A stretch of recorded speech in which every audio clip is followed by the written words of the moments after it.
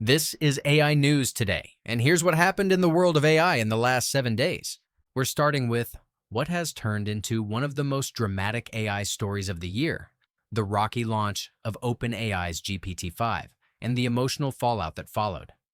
In the lead up to launch, OpenAI hyped GPT-5 like it was going to be a game changer. Sam Altman compared it to the leap of the first iPhone with a Retina display. He even posted a Death Star image the night before, fueling anticipation. For weeks, Reddit threads buzzed with questions like, why is GPT-5 taking so long? Expectations were sky high.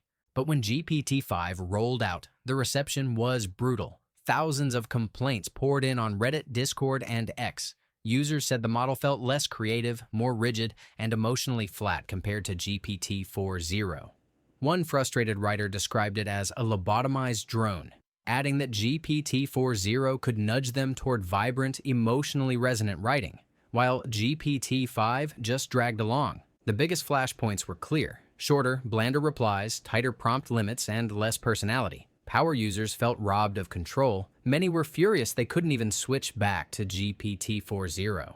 One put it bluntly, "I didn't subscribe to be part of a forced A/B test with no way out." The backlash wasn't just about performance, it was emotional. Some users said they had built real bonds with GPT-4.0, even describing the model as a friend. Losing access felt like betrayal. The outcry grew so intense that OpenAI reversed course within days, pledging to restore GPT-4.0 as an option for Plus subscribers. Altman later admitted the rollout was rocky and promised fixes. While GPT-5 does deliver technical improvements in cost and speed, which may help OpenAI's bottom line, the launch revealed a fascinating truth. People don't just want efficient AI, they want AI that feels alive, engaging, even emotionally present. Now, let's turn to what was supposed to be the week's headliner before GPT-5 stole the spotlight. Perplexity, the AI search startup, just made an eye-popping $34.5 billion bid to buy Google's Chrome browser. Yes, you heard that right. A startup offering more than its own valuation to acquire the world's most popular browser. Google is under mounting regulatory pressure that could force it to sell Chrome, though the company would almost certainly fight to keep it. Still, Perplexity has a track record of audacious moves, including an earlier attempt to buy TikTok's US business. If somehow this bid gained traction, it could be a once-in-a-generation shift in how billions of people access the web. Speaking of bold moves, the talent war between Wall Street and Silicon Valley is heating up. AI giants like OpenAI and Anthropic are luring quantitative researchers away from top trading firms with rooftop mixers and multimillion-dollar offers. Sam Altman himself pitched it as a chance to escape existential dread and help build artificial general intelligence. Recruiters say there's been up to a 50% surge in AI startups targeting finance talent in the last 18 months. Wall Street is pushing back, but with billions flowing into AI, the poaching will only intensify. On the product front, Anthropic has rolled out memory capabilities for Claude. But unlike ChatGPT, which automatically builds user profiles, Claude only recalls information if you explicitly ask it to search your past chats, a privacy-first approach. Meanwhile, Google upgraded Gemini with a new personal context feature that remembers your preferences automatically, plus higher limits for its deep think mode.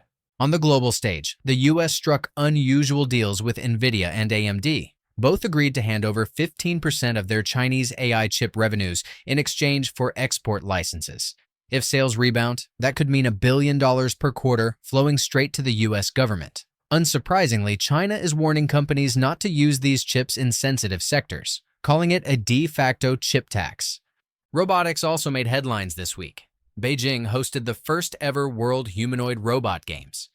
Picture 280 teams from 16 countries, with robots playing soccer, sprinting in track races, and sometimes collapsing in tangled heaps, only to stand back up to applause. A perfect snapshot of both the promise and the growing pains of robotics. And out of China comes something even more controversial. A company called Kaiwa unveiled plans for a robot surrogate, a humanoid with an artificial womb designed to carry a fetus to term. It's set for launch in 2026 and has already sparked fierce ethical debates about the future of reproduction.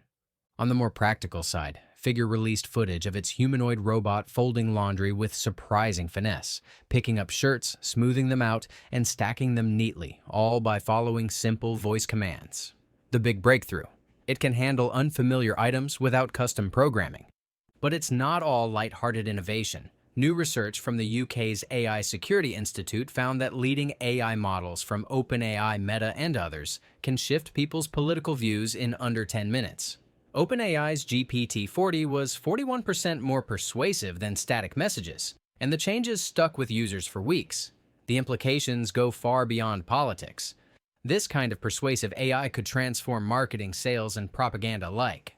Apple, meanwhile, is betting on home robotics. Reports suggest the company is developing a tabletop robot that looks like an iPad on a movable limb, paired with a revamped Siri that behaves like another person in your home. It could launch as early as 2027. And on the investment front, robotics startup Agibot signed a deal to deploy nearly 100 robots in automotive factories, while DHL announced a £550,000 million plan to add 1,000 robots across the UK by 2030. In finance, AI-focused hedge funds are booming, including one managed by 23-year-old ex-OpenAI researcher Leopold Aschenbrenner, who is reportedly overseeing more than $1.5 billion with no prior professional investing experience. That's it for today. Make sure to like, subscribe, or follow, and see you tomorrow for more AI news.